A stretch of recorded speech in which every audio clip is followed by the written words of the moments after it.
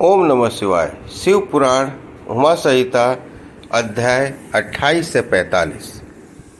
भगवती उमा के कलिका अवतार की कथा, समाधि और सूरत के समक्ष मेधा का देवी की कृपा से मधुकैटभ का वध का प्रसंग सुनना। इसके अंतर्गत छाया पुरुष, सर्ग, कश्यप वंश, मनवंतर, मनुवंश, सत्यव्रतादि वंश, पितृकल्प तथा व्यासोत्पत्ति आदि का वर्णन सुनने के पश्चात मुनियों ने सूत जी से कहा, ब्रह्मवेताओं में श्रेष्ठ सूत जी, हमने आपके मुख से भगवान शिव के अनेक इतिहासों से युक्त रमणीय कथा सुनी, जो उनके नाना अवतारों से संबंध रखती है तथा पुरुषों के भोग और मोक्ष प्रदान करने वाली है।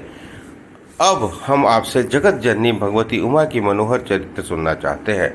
परब्रह्म परमात्मा महेश्वर की जो आद्या सनातनी शक्ति हैं, वे उमा नाम से विख्यात हैं। वे ही त्रिलोकी को उत्पन्न करने वाली पराशक्ति हैं। महामते, दक्ष कन्या सती और हिमवान की पुत्री पार्वती, ये उमा के दो रूप हमने सुने। सूत जी, अब उनके अवतारों का वर्णन कीजिए। लक्ष्मी जननी जगदम्बा उमा के गुणों को सुनने से कौन बुद्धिमान पुरुष विरत हो सकता है? ज्ञानी पुरुष भी कभी उनके कथा श्रवण के शुभ अवसरों को नहीं छोड़ते।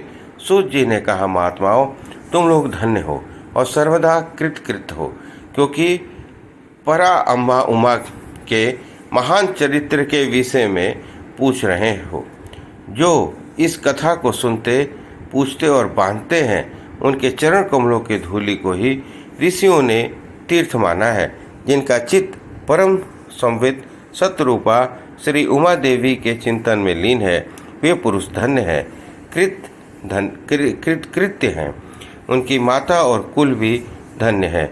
जो समस्त कारणों की भी कारण रूपा देवी श्री उमा की स्तुति नहीं करते, वे माया के गुणों से मोहित तथा भाग्यहीन हैं, इसमें संशय नहीं है। जो करुणा रस की सिंधु स्वरूप पा महादेवी का भजन नहीं करते, वे संसार रूपी घोर अंधकूप में पड़ते हैं। जो देवी उमा को छोड़कर दूसरी देवी देवताओं की शरण लेता है, वह मानो गंगा जी को छोड़कर प्यास बुझाने के लिए मरुस्थल में जलाशय को पा जाता है। जिनके स्मरण मात्र से धर्म आदि चारों पुरुषोत्तों की अनायास प्राप्ति होती है, उन उमा देवी की आराधना कौन श्रेष्ठ पुरुष छोड़ सकता है? पूर्व काल में महान मना सूरत ने महर्षि मेधा से यही बात पूछी थी। उस समय मेधा ने जो उत्तर दिया था, मैं बता रहा हूँ, तुम लोग सुनो। पहले सरोचिस मनवंतर में विरत नाम से प्रसिद्ध एक राजा हो गए थे। उनके पुत्र सूरत थे, जो महान बल और पराक्रम से संपन्न थे। वे दाना, निपुण, सत्यवादी, स्वकर्म कुशल, विद्वान, देवी भक्त, दया सागर तथा प्रजाजनों का भली भांति करने वाले थे। इंद्र के समान तेजस्वी, इंद्र के समान उसे सरोचित मनवंतर के विरथ नाम से प्रसिद्ध एक राजा हो गए थे। उनके पुत्र सूरत थे, जो महान बल और पराक्रम से संपन्न थे। वे धनानी, पूर्ण, सत्यवादी, स्वधर्म कुशल, विज्ञान, देवी भगत, विद्वान, देवी भक्त, दया सागर तथा प्रजननों के भली भांति पालन करने वाले थे। इंद्र के समान तेजस्वी राजा सूरत के पृथ्वी पर शासन करते समय 9 ऐसे राजा हुए, जो उनके हाथ में भूमंडल का राज्य छीन लेने का प्रयत्न में लगे थे। उन्होंने भोपाल, सूरत की राजधानी कोल्हापुरी को चारों ओर से घेर लिया। उनके साथ राजा का बड़ा भयानक युद्ध हुआ। उनके शत्रुगण बड़े प्रबल थे, अतः युद्ध में भोपाल सूरत की पराजय हुई। शत्रुओं ने सारा राज्य उनके अधिकार में करके सूरत को कोल्हापुरी से निकाल दिया। राजा अपनी दूसरी पुरी में आए, वहां मंत्रियों के साथ रहकर राज्य करने लगे, परंतु प्रबल विपक्षियों ने वहां भी आक्रमण करके उन्हें पराजित कर दिया। दैव योग से राजा के मंत्री आदि गण भी उनके शत्रु बन बैठे और खजाने में जो संचित धन था, वह सब उन विरोधी मंत्रियों आदि ने अपने हाथ में लेकर लिया। तब राजा सूरत शिकार के बहाने अकेले ही घोड़े पर सवार हो नगर के बाहर निकले और गहन वन में चले गए। वहां इधर उधर घूमने पर राजा ने एक श्रेष्ठ मुनि का आश्रम देखा जो चारों ओर फूलों और बगीचों लगे हुए होने से बड़ी शोभा पा रहा था। वहाँ वेद मंत्रों की ध्वनि गूंज रही थी। सब जीव जंतु शांत भाव से बैठे थे। मुनि के शिष्यों, प्रशिष्यों तथा उनके भी शिष्यों ने उस आश्रम को सब ओर से घेर रखा था।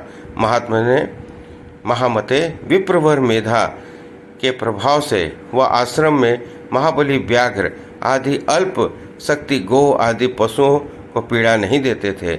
वहां जाने पर मुनीश्वर मेधा ने मीठे वचन, भोजन और आसन द्वारा उन परम दयालु विद्वान नरेश का आदर सत्कार किया। एक दिन राजा सूरत बहुत ही चिंतित और मोह से वशीभूत होकर अनेक प्रकार से विचार कर रहे थे। इतने में वहाँ एक वैश्य आ पहुँचा। राजा ने उससे पूछा, भैया तुम कौन हो और किस लिए यहाँ आए हो? क्या कारण है कि दुखी दिखाई दे रहे हो? यह मुझे बताओ। राजा के मुख से इस मधुर वचन को सुनकर वैश्य प्रवर समाधि ने दोनों आँखों में आंसू बहाते हुए प्रेम और नम्रता पूर्वक वाणी से इस प्रकार उत्तर दिया। वैश्य बोला, राजन, मैं वैश्य हूँ, मेरा नाम समाधि है। मैं धनी कुल में उत्पन्न हुआ हूँ, परंतु मेरे पुत्रों और स्त्री आदि ने धन के लोभ में मुझे घर से निकाल दिया है। अतः अपने प्रारब्ध कर्म से दुखी हो मैं वन में चला आया हूँ। करुणासागर प्रभु, यहाँ आकर मैं पुत्रों, पौत्रों, पत्नी, भाई, भतीजे तथा अन्य सहृदय का कुशल समाचार नहीं जान पाता। राजा बोले, दुराचारी तथा धन के लोभी पुत्र आदि ने तुम्हें निकाल दिया है। उनके प्रति मूर्ख जीव की भांति तुम प्रेम क्यों करते हो? वैश्य ने कहा, राजन, आपने उत्तम बात कही है। आपकी वाणी सार गर्भित है, तथापि स्नेह पास में बंधा हुआ मेरा मन अत्यंत मोह को प्राप्त हो रहा है। इस तरह मोह से व्याकुल हुए वैश्य और राजा दोनों मुनिवर मेधा के पास गए। वैश्य सहित राजा ने हाथ जोड़कर मुनि को प्रणाम किया और इस प्रकार कहा, भगवान, आप हम दोनों के मोह पास को काट दीजिए। मुझे राज्य लक्ष्मी ने छोड़ दिया और मैंने गहन वन की शरण ली, तथापि राज्य छीन जाने के कारण मुझे संतोष नहीं है। और ये वैश्य है जिसकी स्त्री आदि स्वजनों ने घर से निकाल दिया है, तथापि उनकी ओर से इसकी ममता दूर नहीं हो रही है। इसका क्या कारण है, बतलाइए। समझदार होने पर भी हम दोनों का मन मोह से व्याकुल हो गया। यह तो बड़ी मूर्खता है। ऋषि बोले, राजन, सनातन शक्ति स्वरूपा जगदम्बा महामाया कही गई है, वे ही सबके मन को खींचकर मोह में डाल देती है। प्रभो, उनकी माया से मोहित होने के कारण ब्रह्मा आदि समस्त देवता भी परम तत्व को नहीं जान पाते। फिर मनुष्यों की बात ही क्या है? वे परमेश्वरी ही रज, सत्व और तम, इन तीनों गुणों का आश्रय ले समय अनुसार संपूर्ण विश्व की सृष्टि, पालन और संहार करती हैं। निपश्रेष्ठ, जिसके ऊपर वे इच्छानुसार रूप धारण करने वाली वरदायिनी जगदम्बा प्रसन्न होती हैं, वही मोह के घेरे को लांघ पाता है। राजा ने पूछा, मुने, तो सबको मोहित करती है वे देवी महामाया कौन है और किस प्रकार उनका प्रादुर्भाव हुआ है? यह कृपा करके मुझे बताइए। ऋषि बोले, जब सारा जगत एक कारणों के जल में निमग्न था और योगेश्वर भगवान केशव शेष की सैया बिछाकर योग निद्रा में आश्रय ले शयन कर रहे थे, उन्हीं दिनों भगवान विष्णु के कानों के मल से दो असुर उत्पन्न हुए जो भूतल पर मधु और कैठम नाम से विख्यात हुए।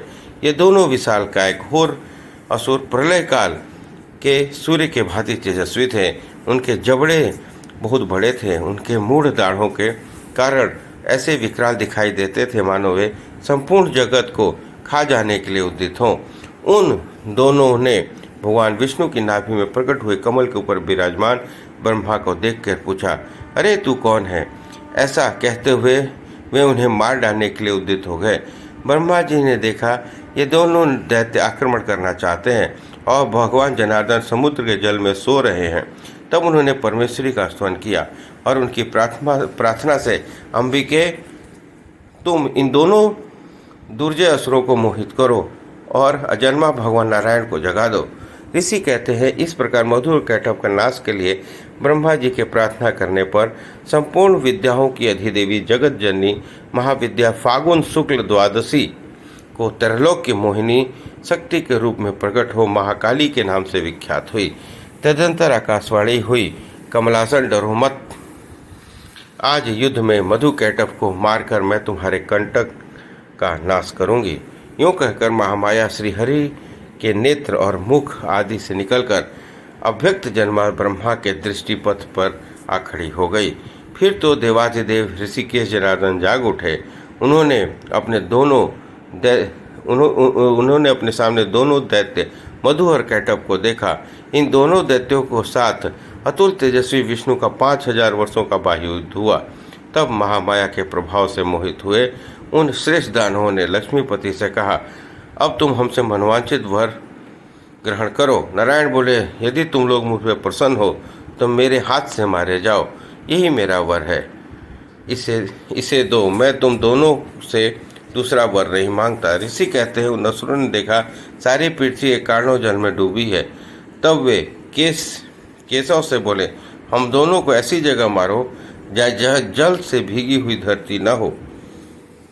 बहुत अच्छा कहकर भगवान विष्णु ने अपना परम तेजस्वी चक्र उठाया, अपनी जांघ पर उनका मस्तक काट कर रख डाला। राजन, यह कलिका की उत्पत्ति के प्रसंग में कहा गया है। महाभते, अब महालक्ष्मी के प्रादुर्भाव की कथा सुनो। देवी उमा निर्विकार और निराकार होकर भी देवताओं का दुख दूर करने के लिए युग युग में साकार रूप धारण करके प्रकट होती हैं। उनका शरीर ग्रहण उनकी इच्छा का वैभव कहा गया है। वे लीला से इसलिए प्रकट होती है कि भक्तजन उनके गुणों का गान कर सके। इस प्रकार शिव पुराण उमा संहिता अध्याय 28 से 45 संपन्न हुआ। बोलिए हर हर महादेव।